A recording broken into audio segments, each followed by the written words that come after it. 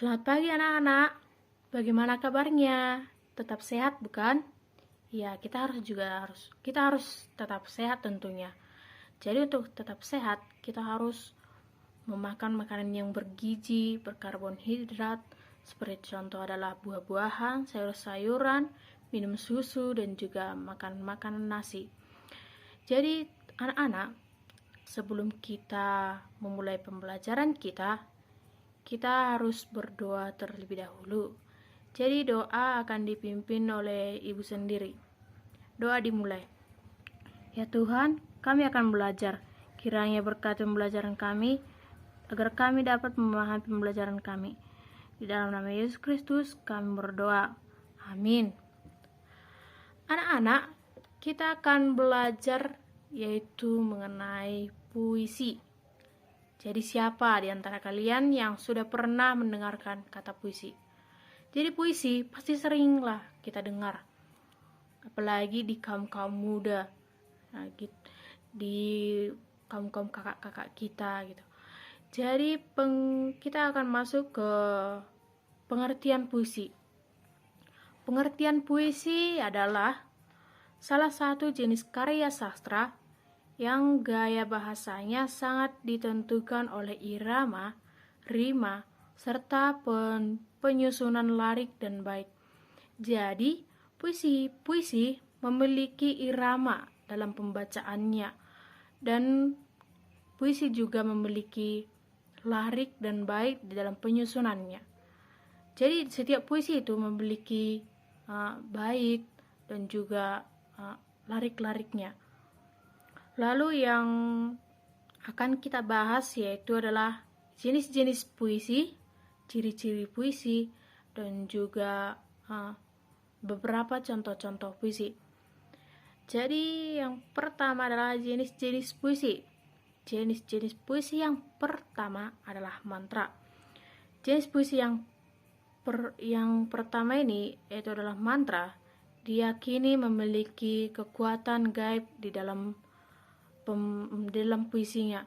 Jadi dalam puisi tersebut memiliki dipercaya oleh masyarakat memiliki kekuatan gaib. Lalu yang kedua adalah pantun. Pantun adalah puisi lama yang memiliki sajak ABAB. Jadi anak-anak, sajak itu adalah huruf terbelakang dari puisi tersebut, huruf terbelakang dari setiap barisnya.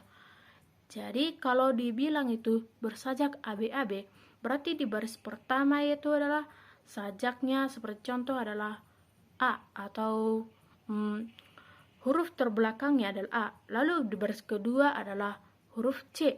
Lalu yang ke baris ketiga harus A juga. Lalu di baris keempat adalah C. Dan di setiap baris dari pantun ini memiliki 8 sampai 12 suku kata. Jadi suku kata di sini maksudnya adalah seperti contoh saya. Jadi di sini suku katanya adalah ada 2, yaitu sa dan juga ya. Kalaulah anak-anak kalian menemui sebuah puisi yang memiliki sajak ABAB terdiri dari 4 baris dalam satu bait, terdiri dari 8 sampai 12 suku kata, maka itu akan disebut dengan pantun ataupun juga puisi lama. Lalu yang ketiga adalah gurindam yang memiliki ciri-ciri yang terdapat dari 2 baris dan bersajak AA. Jadi puisi dari gurindam ini terdiri dari 2 baris, beda dengan pantun tadi. Pantun kan terdiri dari 4 baris. Jadi ini gurindam memiliki 2 baris. Lalu gurindam memiliki sajak AA. Kalau pantun tadi memiliki sajak ABAB, berarti gurindam memiliki sajak AA dan terdiri dari 2 baris saja. 2 baris dalam satu bait. Lalu yang ketiga adalah syair. Syair adalah puisi lama yang berisi nasihat dan cerita. Syair itu bersajak AA dan memiliki 4 baris dalam satu bait. Beda juga ini dengan gurindam dan pantun. Pantun tadi kan memiliki sajak ABAB. Lalu di gurindam memiliki sajak AA tetapi 2 baris. Nah, di pantun tadi kan 4 baris. Lalu yang nomor 3, yang syair memiliki sajak AA dan memiliki 4 baris, sama dengan pantun tadi, memiliki 4 baris tetapi memiliki sajak AA. Seperti contoh, di belakang baris yang pertama harus C, lalu baris kedua juga di belakangnya harus C, lalu baris ketiga juga di belakangnya harus C, dan yang baris keempat di belakangnya juga haruslah C. Lalu yang kelima adalah talibum, yaitu hampir sama dengan pantun, tetapi terdiri dari bilangan genap pada setiap baitnya. Jadi dalam setiap baitnya itu memiliki kata-kata bilangan genap, seperti ada 4 kata atau 6 kata, 8 kata, atau juga 2 kata. Jadi talibum ini memiliki 4 baris bersajak AB. Sama juga di pantun tadi, cumanya ini memiliki bilangan yang genap, yaitu kata genap di dalam setiap barisnya. Lalu yang keenam adalah puisi romansa, yaitu puisi-puisi yang sering digunakan oleh kakak abang kalian yang di atas kalian, yaitu puisi modern yang berisikan mengenai kisah-kisah cinta, yaitu romantisme gitu. Lalu yang ketujuh adalah balada. Balada adalah jenis puisi modern yang menggambarkan cerita. Puisi balada terdiri dari 3 bait. Jadi puisi balada ini memiliki 3 bait, hanya 3 bait. Jadi kalau anak-anak menemui sebuah puisi yang hanya memiliki 3 bait, berarti itu adalah balada. Lalu yang kedelapan adalah epik. Adalah jenis puisi modern yang berisi tentang tuntutan atau ajaran hidup serta memiliki cerita kepahlawanan. Jadi puisi epik ini bercerita tentang para pahlawan seperti Raden Ajeng Kartini, seperti Patimura, dan juga para pahlawan-pahlawan lainnya. Jadi anak-anak, di setiap jenis-jenis puisi tersebut ataupun dari puisi-puisi tadi memiliki ciri-ciri yang berbeda-beda. Ada yang bersajak AA, ada yang bersajak ABAB, ada yang bersajak AAAA, ada yang memiliki 4 baris dalam 1 bait, ada yang memiliki 2 baris dalam 1 bait, ada juga hanya memiliki 3 bait, ada juga dalam 1 baris harus memiliki kata yang bilangannya harus genap gitu. Lalu anak-anak, kita akan masuk ke unsur-unsur puisi. Unsur-unsur puisi yang pertama. Jadi unsur-unsur ini harus ada di dalam puisi gitu. Jadi yang pertama adalah majas dan irama. Majas artinya memiliki bahasa kiasan seperti buah tangan. Ayo, siapa yang tahu apa itu buah tangan? Jadi buah tangan itu adalah oleh-oleh gitu. Jadi kalau ada keluarga kita yang datang ke rumah, kita pasti tanya, apa oleh-olehnya? Jadi semulai sekarang karena kita udah belajar puisi, jadi anak-anak bisa bertanya, apa buah tangannya gitu. Lalu yang selanjutnya adalah irama. Irama artinya memiliki bunyi alunan yang teratur dan berulang-ulang. Jadi puisi itu memiliki alunan tertentu seperti memiliki alunan rendah, memiliki alunan tinggi, ataupun juga alunan sedang. Kalau dia berteriak di awalnya, berarti berteriak sampai selanjutnya. Kalaulah suaranya sedang dari awal, lalu di ujungnya bisa juga agak keras begitu.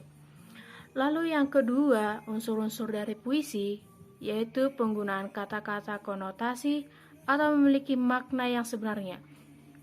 Jadi dalam puisi itu memiliki makna-makna yang sebenarnya atau makna-makna yang sudah ada di dalam kehidupan sehari-hari. Seperti contoh naik-naik ke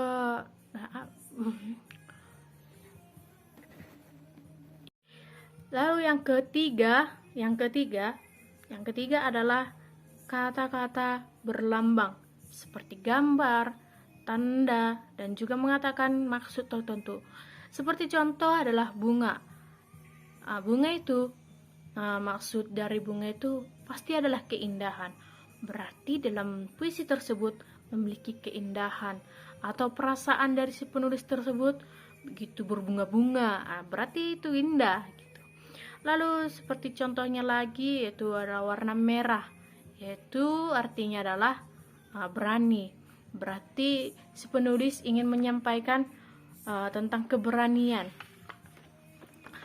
Lalu unsur yang keempat yaitu adalah pengimajinasian dalam puisi, adalah susunan kata yang dapat menimbulkan khayalan atau imajinasi.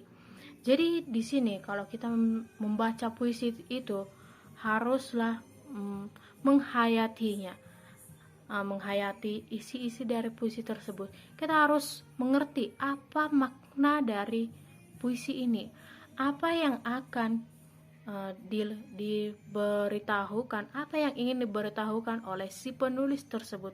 Seperti contoh, kalau kita membaca tentang puisi-puisi kepahlawanan, kita harus tahu bagaimana perasaan dari si penulis itu dan menuangkannya ke dalam puisi tersebut. Lalu anak-anak, kita akan belajar juga tentang ciri-ciri puisi. Jadi di sini puisi itu memiliki ciri-ciri agar kita juga mengerti atau anak-anak juga mengerti apa itu, bagaimana itu ciri-ciri puisi. Seperti contoh kan, kalau pohon itu memiliki ciri-ciri yaitu buah, daun, dan juga kayunya atau batangnya. Jadi di sini puisi juga memiliki ciri-ciri. Lalu ciri-ciri yang pertama adalah bahasa yang digunakan dalam puisi padat dibandingkan dari prosa dan drama.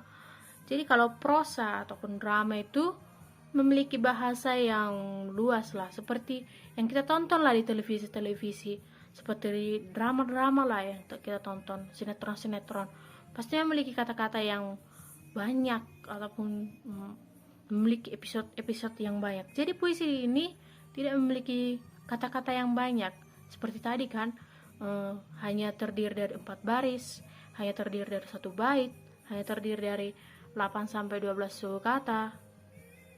Jadi di puisi ini lebih rinci dia, tapi penyampaian perasaan dari si penulis akan tersampaikan gitu.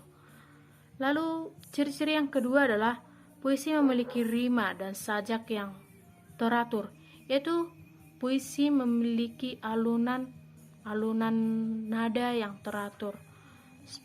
Seperti kalau kita membaca berakit-rakit ke hulu, berenang-renang ke tepian, begitu. Berarti berakit-rakit ke hulu, ya, berakit-rakit ke hulu itu kan memiliki nada mulai dari yang tinggi sampai terendah. Lalu berenang-renang kemudian berenang-renang itu di nada yang rendah dan yang kemudian itu memiliki nada yang tinggi, gitu. Lalu yang ketiga, puisi lebih menggunakan sajak syair atau pola pantun. Jadi di puisi memiliki sajak, yaitu kata-kata yang di belakangnya gitu. Memiliki sajak AA, memiliki sajak AB, memiliki sajak AA. Lalu yang kelima, ciri-ciri dari puisi yaitu memiliki makna konotatif atau bersifat atau berisi perasaan, pemikiran dari si penulis. Jadi puisi itu dibuat bukan asal-asalan. Jadi puisi itu dibuat dari kehidupan yang sebenarnya. Kalaulah si penulis mengatakan dalam puisi atau maknanya dalam puisi bahwa dia bersedih, maka itu memang terjadi dalam kehidupan si penulis begitu, atau yang dia lihat di luar sana gitu. Anak-anak ibu semuanya, ibu akan menampilkan video cara membaca puisi yang benar dan baik. Jadi untuk anak-anak semua, tolong diperhatikan, disimak, dan juga dicermati. Selamat menyaksikan. Surat dari Ibu, karya Asrul Sani.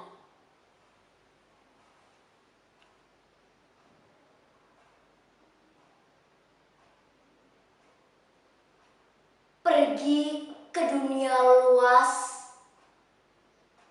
anakku sayang. Pergi ke hidup bebas, selama angin masih angin buritan dan matahari pagi menyinar daun-daunan. Dalam rimba dan padang hijau,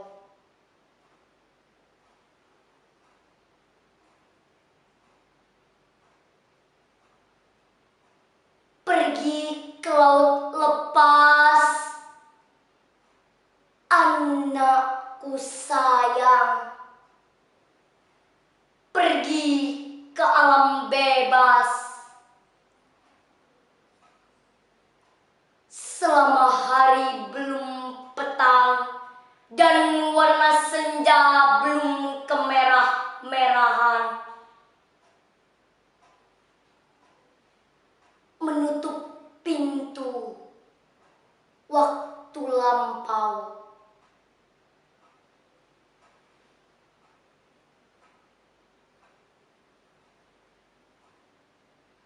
Jika bayang telah pudar dan laut pulang ke sarang, angin bertiup ke benua, tiang-tiang akan kering sendiri, dan nahkoda sudah tahu pedoman.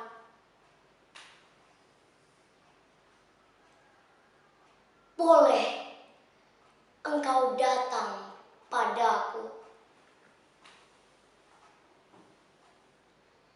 kembali pulang, anakku sayang. Kembali ke balik malam,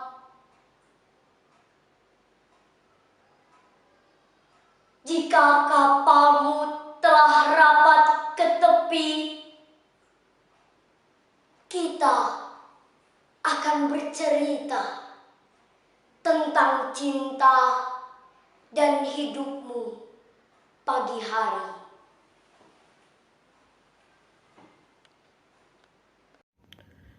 Bagaimana tadi anak-anak?